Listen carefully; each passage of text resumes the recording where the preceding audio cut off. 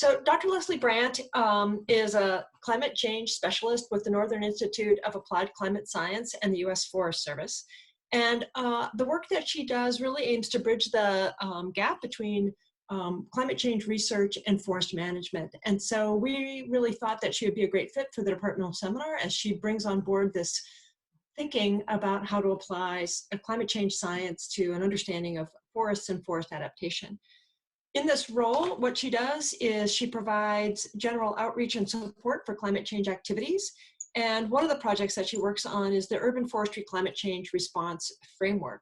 And so it was really in this context that we, I'm kind of embarrassed to say, I feel like I stumbled into Leslie. And when I did, our UP team was really ecstatic to discover that we had found someone who could really help to shape the thinking that we'd been wanting to do relative to thinking about our urban forests in the context of climate adaptation.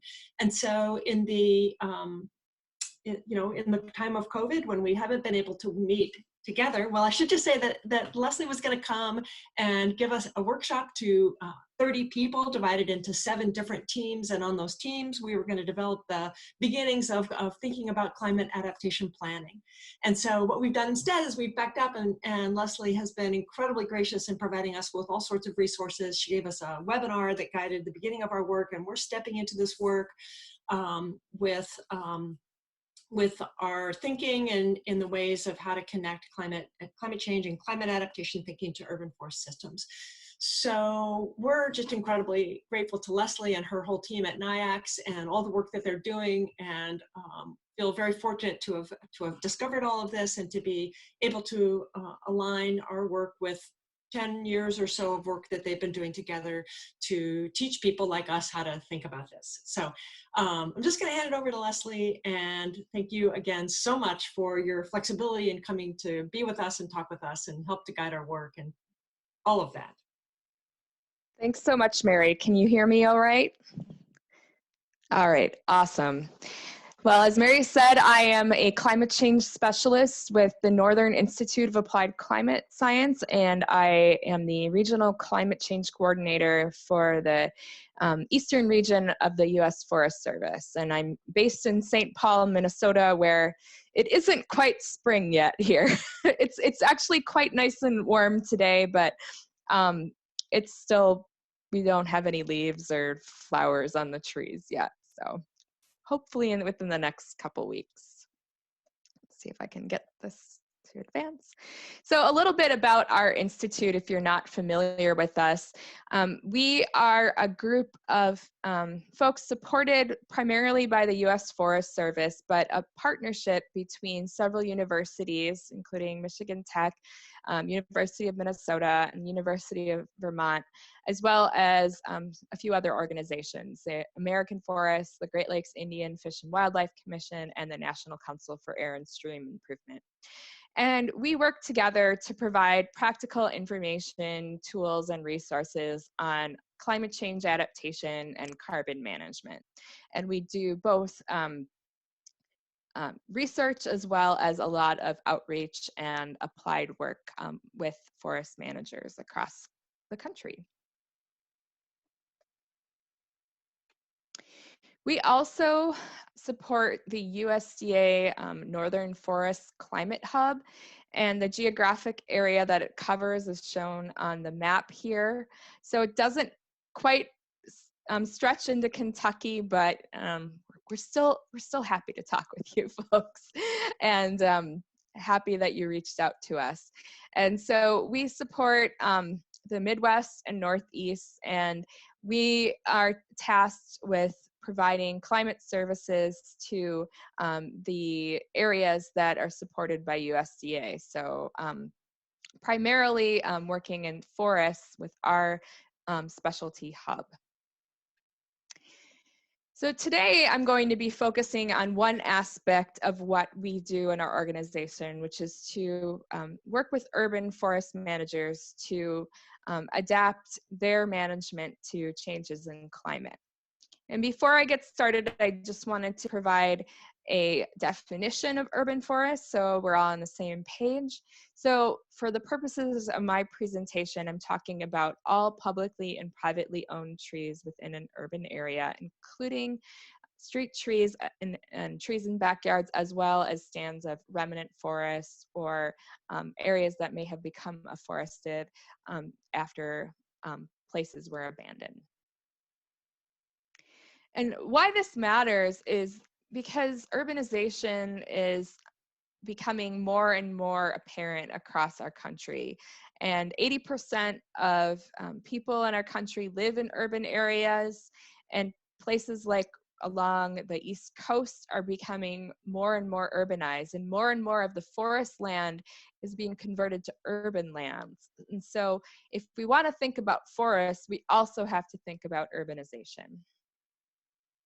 Now, urban forests can provide a number of benefits for human communities, and these are tightly connected to mitigating climate change and mitigating the effects of climate change. So things like improving indoor air or outdoor air quality, providing cooling and shade, reducing heating and cooling energy use, and controlling stormwater. But they also have a really big, important role in climate change adaptation. And cities are starting to realize this. 38% of cities include trees as part of their climate change and sustainability goals. 62% of states have developed comprehensive climate action plans using forests as part of the adaptation and mitigation solution. And the overwhelming majority of cities view trees as part of their overall sustainability efforts. But urban forests also face risks, just like in their rural areas. So droughts, flooding, storms, changes in pest and disease patterns can all affect the growth rates and mortality of urban trees. And urban environments can make this even more apparent when we have things like the urban heat island effect and impervious surfaces making localized flooding more of an issue. So in order to address those concerns, a few years back, we developed what we call the Urban Forestry Change Response Framework. And this is a three-tiered approach, which starts with a regional assessment of impacts and tree species vulnerability, then working with local communities to understand their individual vulnerability of their urban forests, given local considerations of their adaptive capacity, and then finally integrating this information into adaptation projects and planning. So I'm going to walk through each of these components using some examples from work I have done in other parts of the country. So before I do, let's start out with the definition of vulnerability. So we define vulnerability as the degree to which a system is susceptible to and unable to cope with adverse effects of climate change. This includes climate variability and extremes. So in other words, are climate change impacts going to cause substantial disruption to a particular system? Another way of looking at it is vulnerability can be defined as a function of the impacts of climate change. So how much is climate change affecting a certain, and the adaptive capacity system. So how is it able to cope ecologically or organizationally to overcome those challenges? So first, start talking about some of the things we know regarding impacts of climate change and how we assess vulnerability and looking at those impacts. One of the most obvious things to start with is just looking at direct observational records. And so we know from observational records, for example, that temperatures have been increasing across the United States, and Lexington is no exception. So this is from the NOAA Climate at a Glance tool, which is a great tool if you haven't checked it out before. You can look at trends in existing observational data for a wide variety of temperature and precipitation variables, and look at seasonal as well as monthly changes in those variables. But what it shows you here is that temperatures have been increasing at a rate of about 0.1 degree Fahrenheit per decade. Similarly, looking at precipitation, things are getting wetter, and this is pretty much true across a lot of the eastern United States. So we're seeing fewer extreme drought years and more extremely wet years. And on average, we've been seeing that increase in precipitation. Another thing that we include in our vulnerability assessments is projections of future changes in climate. And we like to show a range of potential futures. And so in our assessments, we'll include both a low and high emission scenario. Now, the most recent scenarios from the IPCC, or the Intergovernmental Panel on Climate Change, have these representative concentration pathways. And so we use this RCP 4.5, which you can think of as sort of a best case scenario, and an RCP 8.5, which you can think of as sort of the business as usual scenario. And that kind of gives you a range of potential futures.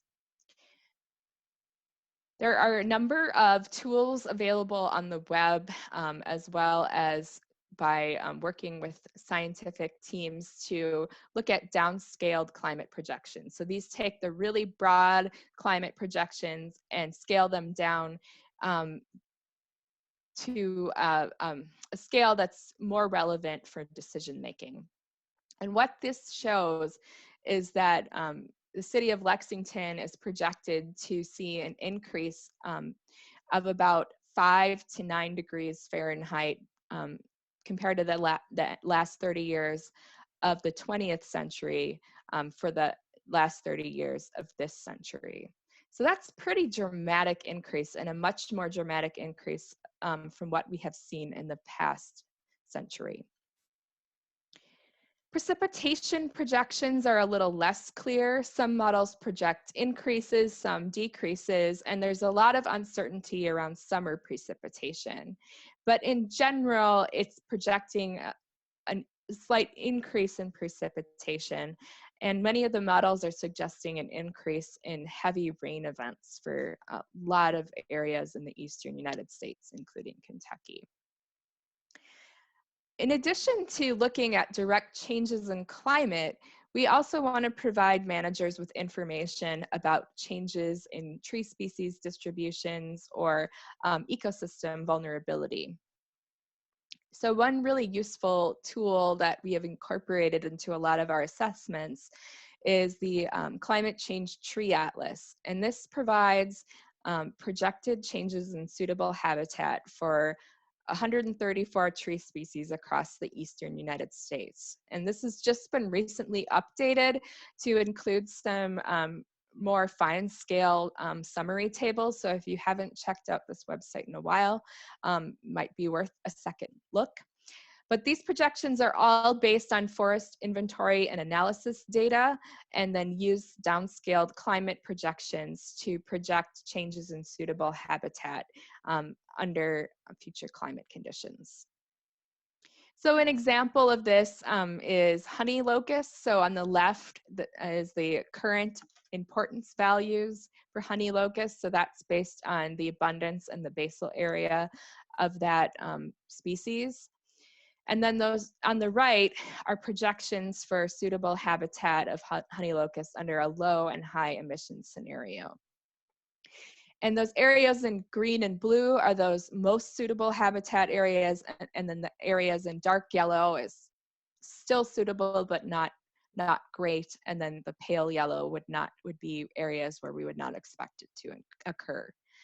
And so what we see happening with Honeylocust is shift from being primarily present in the central hardwoods region to moving up more towards Minnesota and southern Wisconsin and Iowa.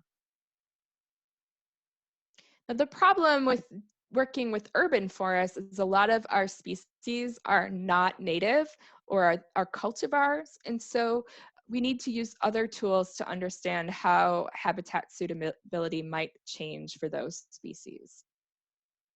So using the same climate data, downscaled climate data, you're able to project future changes in hardiness zones and heat zones, which are used by people working in the nursery industry to make decisions about what can be planted where. So the images I'm showing you are using slightly older climate models from the IPCC. So the B1 would be a low emission scenario, and the A1FI would be the higher emission scenario.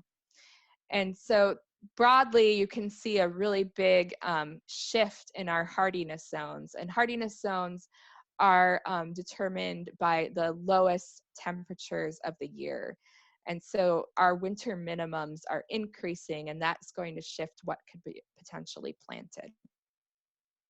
So here in Lexington, for example, we expect to shift from a zone 6 to 7 currently to a zone 7 or potentially 8 by the end of the century. Another tool that people are starting to use for making decisions is our heat zones. And these are based on the number of days above 30 degrees Celsius or 86 degrees Fahrenheit within a year. And so here you can see even more dramatic changes where heat zones are really shifting upwards, especially under that high emissions scenario. So historically, Lexington has been in the heat zone 5, and by the end of the century, even under that low emission scenario, we expect it to shift to a zone 8. So that's going to dramatically affect what species could potentially thrive in those hot summer temperatures. And that's not even including the urban heat island effect. Now, in addition to looking at the impacts of climate change and the direct effects of temperature and precipitation, we also wanted to look at adaptive capacity of individual trees.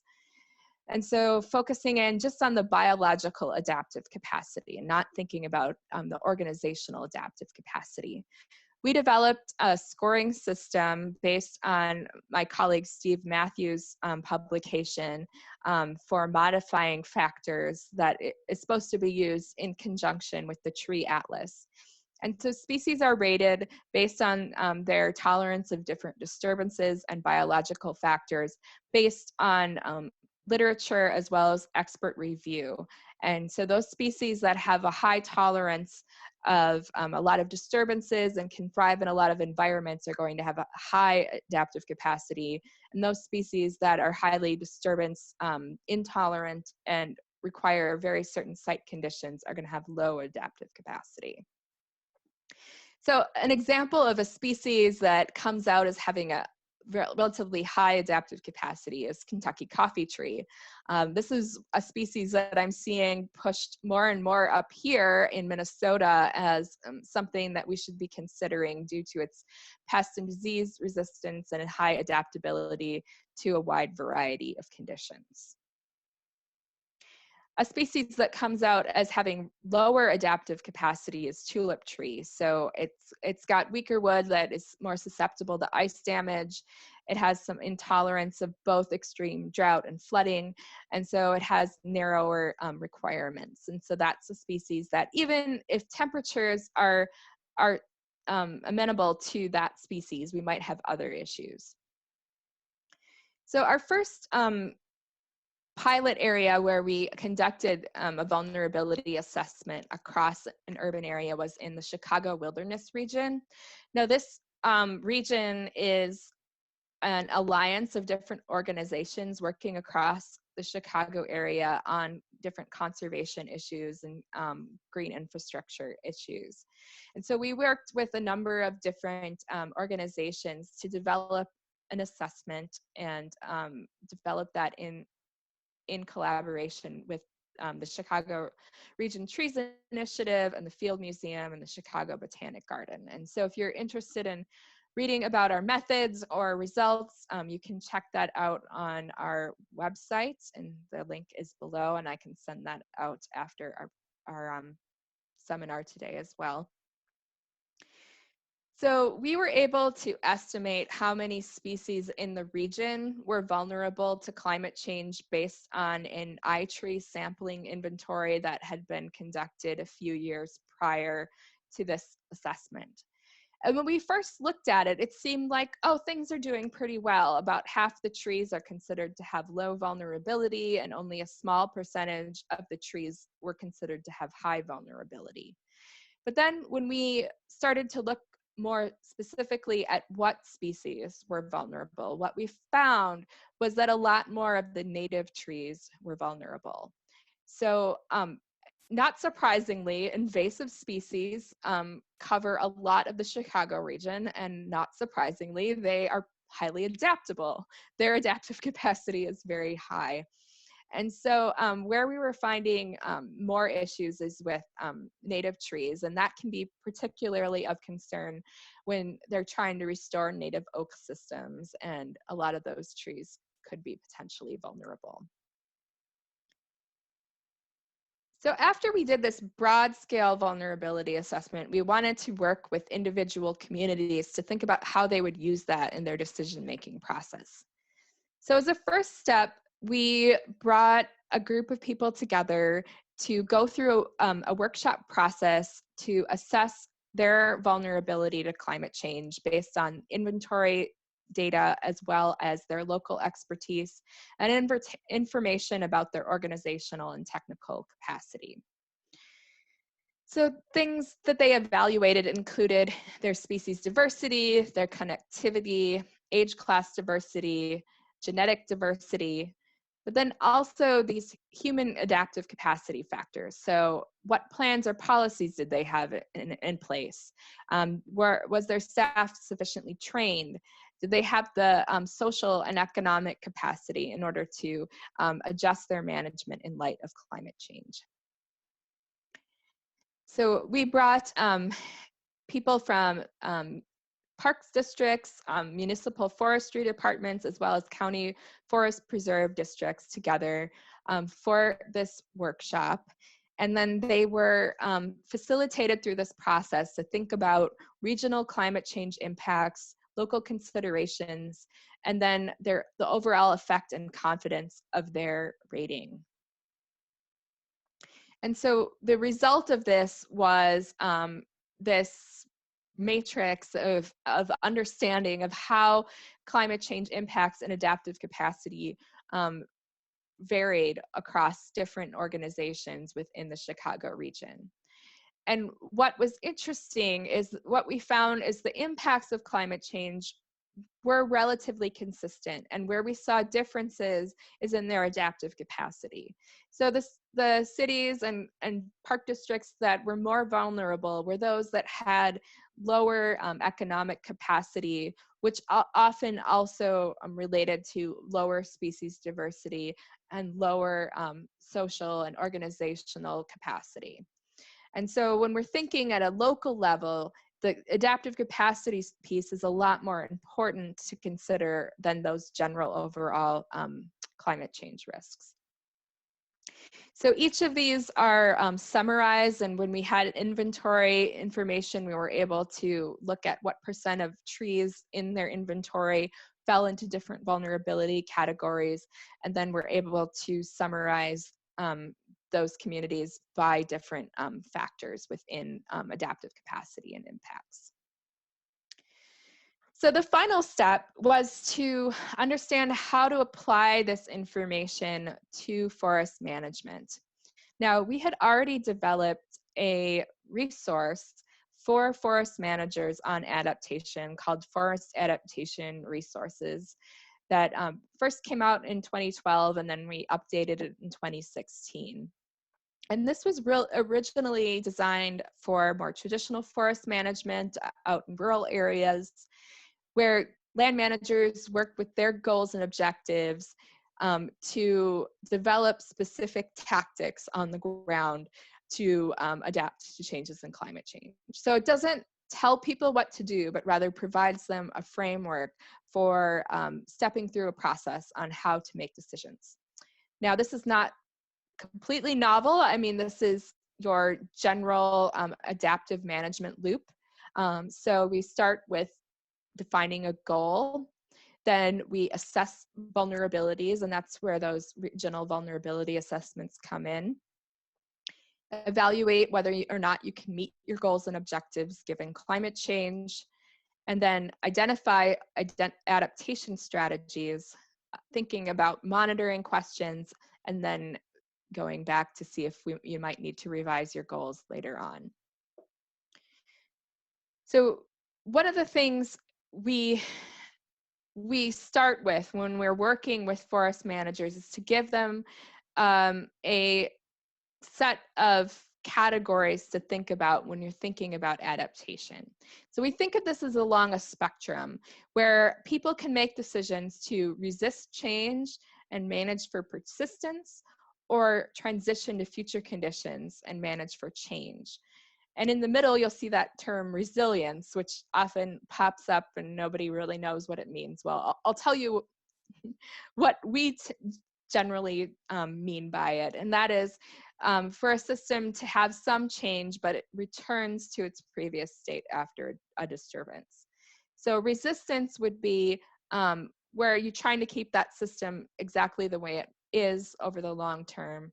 Resilience is allowing some change and returning back to a previous condition. And transition is allowing that system to shift into something different entirely. So examples of adaptation tactics under this resistance framework would be things like removing hazard trees near trails and roadways, which could be something that you do with an increase in storm events, removing large logs and other debris to address issues with heavy rain events and flooding, or installing things like French drains to reduce flooding. So a lot of our resistance efforts are about trying to reduce the impacts of climate change.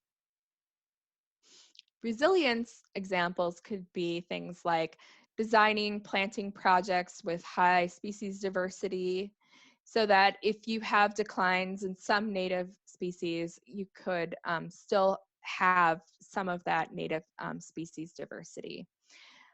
Also evaluating potential for an increase in on-site flood absorption. So perhaps you're adding mulch, or you're adding other organic material to make that system more able to absorb flooding.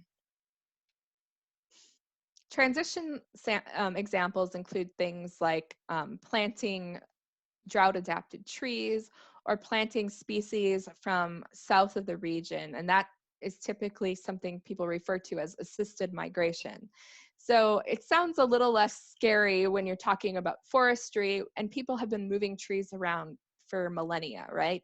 So this is not something new to urban forestry.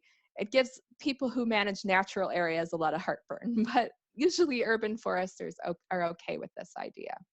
And so this is a way to manage for those increases in temperature, as long as they can also withstand potential cold snaps from time to time.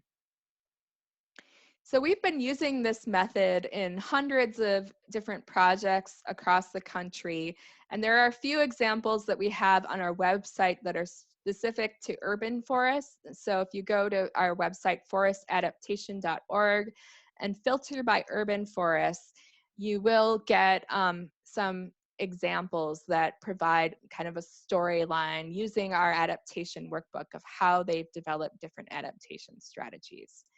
So I'm just going to provide one example, and this one is a little bit outside of the norm because it's also a research project. Now, I know some of you might be familiar with the Adaptive Silviculture for Climate Change projects, and these are popping up across the country.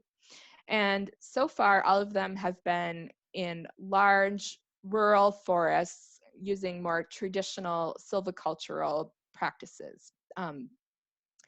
And what we wanted to do is to see if we could take ideas from this project and modify it for an urban environment. So if you're not familiar with the adaptive silviculture for climate change projects, these are designed to test those concepts of resistance, resilience, and transition in a replicated design over a long period of time. And this includes a specific monitoring guideline. It includes working collaboratively with scientists and managers to design silvicultural prescriptions and develop a long-term monitoring plan to answer some scientific questions. So we worked with Dr. Linda Nagel at Colorado State University, along with University of Minnesota, Dr. Marcella Windmiller Campioni, who's a silviculturist there, to develop a project in the city of St. Paul that was facing a lot of loss of ash from emerald ash borer. And the idea was to develop a statistically replicated design of alternative adaptation strategies.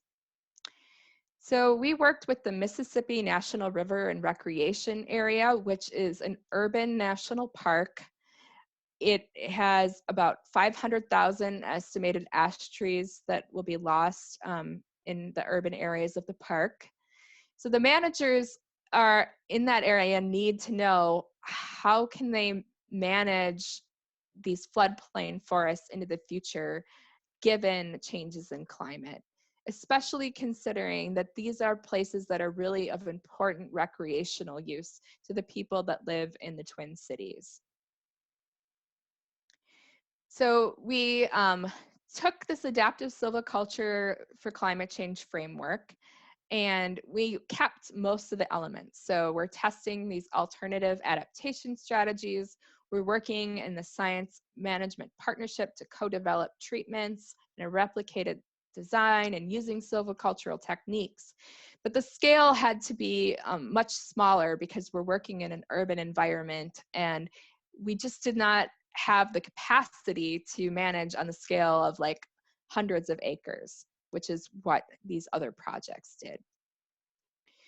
So our first step was to develop a stakeholder workshop where we invited over 30 people that manage and do research along the Mississippi River. And we worked together to collaboratively develop these 3 different treatments of resistance, resilience, and transition. This project was designed to be implemented in Crosby Farm Regional Park, which is owned and managed by the city of St. Paul. And this is a map here of where our plots are. So those little squares are the plots, and then the red areas are these gaps openings that were created by dead and dying ash. So this winter, we went in and removed the dead and dying ash as well as a few other trees that had been blocking our plots. And we set up these 1/10 acre plots within the Crosby Farm Park. And all the wood material is being mulched and then reapplied on the site. So far, we did some baseline data collection. So we collected information about the height and diameter, species, and living or dead status. And there were a lot of dead ash down there. There's also some elm and box elder, although those ended up being much smaller. So a lot of the large trees were ash trees. So what we're doing right now is planting these future adapted tree species into these plots over this coming spring and summer. So we'll be measuring seedling basal diameter, height, and their status, measuring canopy light conditions, as well as tree physiology. And we're trying to encourage other students and faculty in the area to also make use of these plots. These are really close to the University of Minnesota, so it's really easy for classes to access it, or even some K through 12 schools have expressed some interest in doing some citizen science projects here. So our timeline, it's a little up in the air with COVID-19, but we are getting nursery stock delivered in the next couple of months. We'll probably be putting them in gravel beds in the University of Minnesota campus over the summer, and then planting this fall.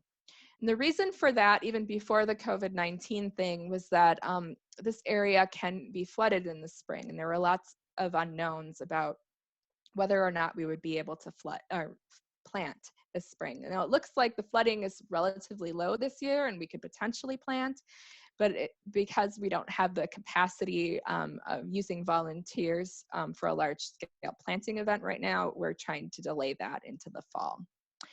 And then from there on, we are, it's going to be a research plot that will be set up and used by the university and students to test these different strategies.